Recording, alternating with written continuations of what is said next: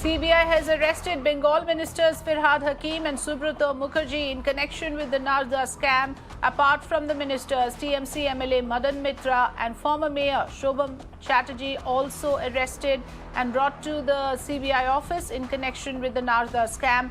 And in the latest, Chief Minister Mamata Banerjee has arrived at the CBI office. She's reached there and has dared the agency to arrest her as well. Tanima Biswas joining us on the phone line.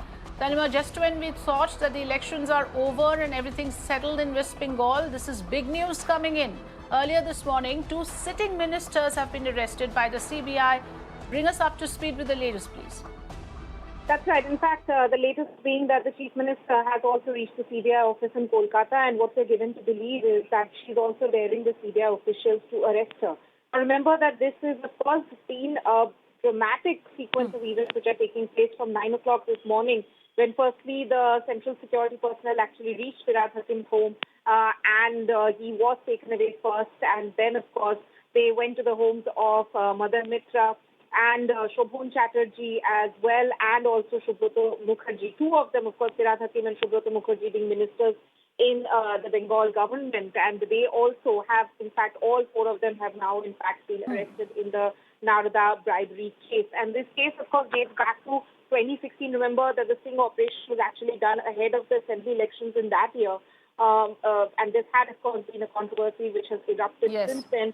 And what we can, in fact, see is just that the CBI officials have taken action this morning. The sanction for proceeding with prosecution against these 4 had, in fact, come from the Bengal governor himself, Jagdeep Dhankar, just a few days back.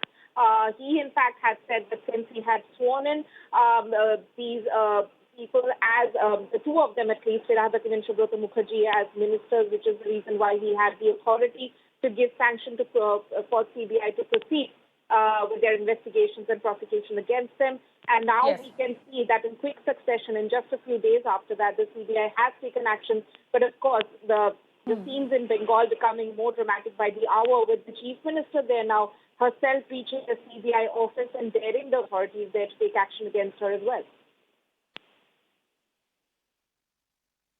Yes, Vinay Tiwari, Managing Editor, Mirna, joining me on the phone line. Vinay, high drama, like Tanima says, right now, even as we speak, it's a developing situation. Mamata Banerjee is there as well now, asking the agency, daring the agency to arrest her. And we have seen this kind of position that Mamata Banerjee has taken previously as well, whenever she or her officers have come under any kind of investigation by central agencies. Yes, and I think it's very important that we emphasize to our viewers that on Sunday, West Bengal reported the highest single-day COVID-related death tally at 147 deaths.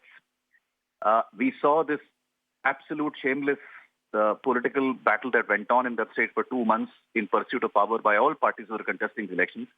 And just when we thought that that would be over because the results have now come, the answer is it hasn't. And you now have a CBI team going and reaching and arresting ministers in a case that is actually 5 years old. It's not as if this case has happened recently. It's not as if this incident has happened just now. It's been under investigation for several years. This, in fact, happened before the previous assembly election that happened in West Bengal. We've had 2 elections since then, but the politics over that election still hasn't ended. And now you see that both sides are competing to score brownie points over who has the moral high ground, with the CBI going and arresting for senior leaders of the party. Interestingly, one leader who's actually crossed over to the BJP is nowhere to be questioned or even prosecuted in this case. He used to be in the TMC, was named in the Narada scam, but now has crossed over to the other side. And then you have this absolute naked politicization of the whole thing now happening, where even Mamata Banerjee decides to land up at the spot and makes a spectacle out of it. Unfortunately, the only loser in this whole drama that goes on in Bengal, and it's still continuing in our election, is the people. Because ultimately, the misery that this country has gone through, including the state of Bengal in the last couple of months or so, is not over. And I would have imagined that this is the time when the government and the state should have come together to actually fix that problem first before we get back to our usual pastime of politicking every little issue that goes around in this country, Afriza. Yes, the hostilities continue, Vinay, and like you rightly pointed out, this issue has been active before 2016 assembly elections as well. This election also, if I remember correctly, the issue of corruption, the scam, the tolebazi, and this entire Narda issue has been used a lot during the campaigning as well. But immediately after the government takes over, did you expect that something of this nature will happen, and where is it going from here? I'll be very, let's be very upfront. An investigative agency has every right to investigate a case. They also have every right to prosecute it. They have a right to file a charge sheet and proceed against people who they believe are accused. And the matter needs to be taken to a court of law. There is no question about that. We can't question criminal procedure or jurisdictional procedure that anybody enjoys. I think it's a question of, one, the timing. It's also a question of possibly motive and intention. We've seen on more than one occasion, and this is not something only specific to Bengal. This is something that happens across Indian states, where there is either unequal or selective application of the law. I think if you make an inventory of the number of leaders that have been raided in India before elections, there'll be an impressive Excel sheet of hundreds of them. Curiously, once the election results are over, nothing happens. In Maharashtra election, Mr. Sharad Pawar was called and summoned by the ED for questioning just before the elections.